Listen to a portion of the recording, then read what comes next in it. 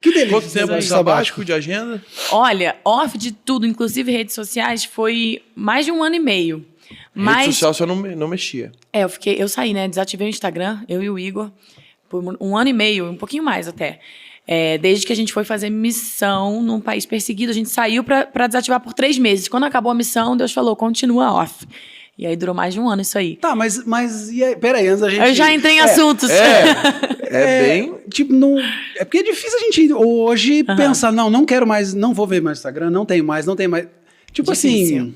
Não é um negócio simples, eu não quero mais e pronto. Não é simples. Inclusive, nesse processo, dentro desse período, eu tenho, inclusive, testemunhos, assim, de que foi realmente algo que Deus usou também para me tratar muito. Porque a gente saiu porque a gente tinha que desativar, porque estávamos indo para um país islâmico em que os cristãos são perseguidos. A gente corria risco de vida, né? Foi uma parada séria. Se a gente não desativasse e postasse o que estava fazendo lá, enfim, que estava lá, a gente corria risco mesmo de vida, né? Nossa segurança estava em questão. Então, desativamos. Todo o time que foi nessa missão, que a gente foi na escola da Jocum, eram 12 pessoas, então todo mundo desativou. Qual país?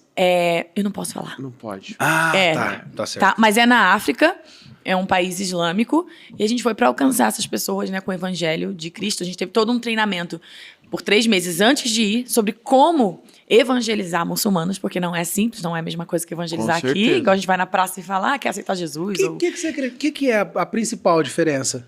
A principal diferença é que leva tempo. Não é aqui como... Não tem essa abertura que a gente tem no Brasil, em países ocidentais, para fazer um apelo em qualquer lugar e, sabe, a pessoa se entregar a Jesus. Lá isso é um crime. Então, você, na verdade, primeiro conquista a confiança da pessoa e gera uma amizade. E aí, você vai gerando um relacionamento e o evangelismo é através do discipulado primeiro. Aqui, primeiro você evangeliza, depois você discipula. Sim, né? você aceita e depois você... Lá não. Você começa a discipular, você começa a falar primeiro sobre as questões em comum da nossa fé. Porque tem muitas coisas em comum entre o Alcorão e a Bíblia, por exemplo. É mesmo? A história de Abraão. Na verdade, os grandes personagens da Bíblia, no Antigo Testamento, para eles são os profetas deles também. Abraão, Noé, vários que a gente lê, eles têm a história. Algumas das histórias no Alcorão são diferentes, alguns detalhes. Para eles, por exemplo, o filho que Abraão foi sacrificar no Monte Moriá não era Isaac, era Ismael. Eles consideravam que era Ismael. Então, enfim, mas tem coisas em comum. Alá é Deus, né? É só a palavra Deus em árabe.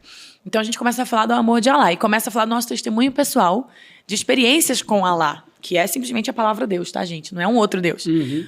Só que a interpretação que eles têm de quem é esse Deus, do caráter de Deus, né? De quem ele é, como ele pensa, o que ele faz, é diferente da nossa. Porque eles não veem Jesus como o Filho de Deus, que veio para salvar o mundo e que morreu na cruz e ressuscitou, e que ele garantiu a nossa salvação. Para eles, Jesus é mais um profeta. Eles têm, inclusive, os evangelhos, algumas histórias dos evangelhos, né, parte, no Alcorão também. Então, eles respeitam Jesus, admiram e tudo, é um profeta, mas não é a voz principal para eles. A voz principal para eles é Muhammad, né? Maomé, em português. Que é quem teve a revelação do que eles seguem e tal. Enfim, a gente tem que ter maior sabedoria, começar pelos pontos em comum. Então, eles conhecem Jesus, respeitam Jesus, tudo isso. Não é algo que para ele é novo. Não é que eles odeiam Jesus, não. Mas eles odeiam o cristianismo. Sabe que para o mundo oriental, para os islâmicos, né, para os muçulmanos, o cristianismo, para eles, é algo super pagão e profano, assim, no sentido de... Eles conectam o cristianismo ao estilo de vida ocidental. Então, a promiscuidade, aos filmes que eles veem de Hollywood, porque o que é o... É atrelado ao cristianismo. Exato. Caramba. Porque o Ocidente é cristão, né? Majoritariamente. Os Estados Unidos, o Brasil. Então, para eles é parte da cultura E o que eles cristã. veem dos Estados Unidos e do Brasil? Os filmes de Hollywood são promiscuidade, traição, né? Homossexualismo, enfim, tudo escrachado. Então, eles veem isso e falam, não, esse é o estilo de vida dos cristãos, a gente repulsa isso. Errados totalmente não estão, porque isso realmente não condiz com seguir a Jesus. Mas para eles eles ligado acham ao cristianismo. eles conectam isso ao cristianismo. Então, eles querem acabar com isso porque para eles é pecado, é desagradar lá e tudo. Só que aí a gente, para apresentar o verdadeiro cristianismo, o evangelho de Cristo e que Jesus é o Salvador, é preciso trilhar todo esse caminho primeiro, de gerar uma amizade, começar a falar de Deus primeiro, porque Deus, eles recebem você falar sobre Deus. Encontrar qual é, na vida de cada pessoa ali, a necessidade de Deus que ela tem, a principal necessidade de Deus. Isso era uma missão nossa. Porque todo mundo tem uma necessidade de Deus. Você vai conversar com qualquer ser humano, em alguma área da vida daquela pessoa vai ter algo em que ela reconhece que ela não está bem, que ela precisa de ajuda. Pode ser a pessoa mais, por exemplo, bilionária que seja.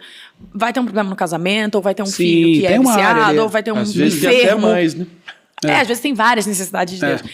E, então, isso era uma estratégia. Uma vez que você identificou com a necessidade de Deus daquela pessoa, você começa a testemunhar do que Deus fez na tua vida. A gente era um grupo de 12. Então, qualquer que fosse a necessidade de Deus que a gente identificasse em alguém, ia ter pelo menos um dos 12 que tinha um testemunho naquela área. Sim. Se era uma mulher oprimida no casamento, que apanhava do marido, que isso lá é muito comum nessa cultura, ali tinha, entre nós, alguém que tinha um testemunho nessa área. E, enfim, ali você começava a se identificar, numa amizade mesmo, falar do que Deus fez na sua vida. Sem ficar já falando de Jesus como Salvador. E aos poucos você ia ganhando a confiança dessa pessoa até chegar nesse ponto. E essa amizade era tipo o quê? Dia a dia, morar teu vizinho? Foi da padaria, tipo isso? achou uma pessoa. Era tipo isso, achar uma pessoa. A gente ia para bairros específicos, onde tinha as comunidades mesmo dos muçulmanos, que era um lugar de foco, assim, que a gente sabia que ia encontrar muitos. E ali a gente fazia amizade numa lojinha, começava a conversar. Eles são muito abertos. Um dos valores principais lá no Oriente Médio é a hospitalidade. Então, eles são abertos, eles amam receber. Se você chama eles para um café, eles ficam super honrados e abrem a casa deles. Tipo, no segundo encontro, eles já estão te chamando, vem almoçar na minha casa. E aí era outro desafio, porque a comida é muito diferente. Imagino, Teve forte, lugares né? muito carentes que a gente foi, que a comida era da ânsia de vômito, e você tem que comer. Meu Deus! No treinamento, a gente já foi instruído, ó, você não rejeita nada. Como porque é que faz? você diz não para uma pessoa que está te entregando o melhor dela, por mais que para você seja nojento. É o melhor daquela casa. Mas é tipo assim, tipo Índia ou não? Não, ou não é tanto?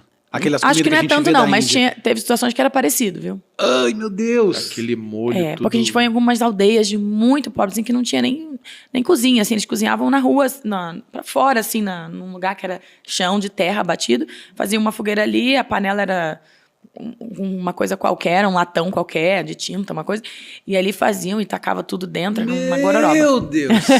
É aí que entra, né? Meu Deus!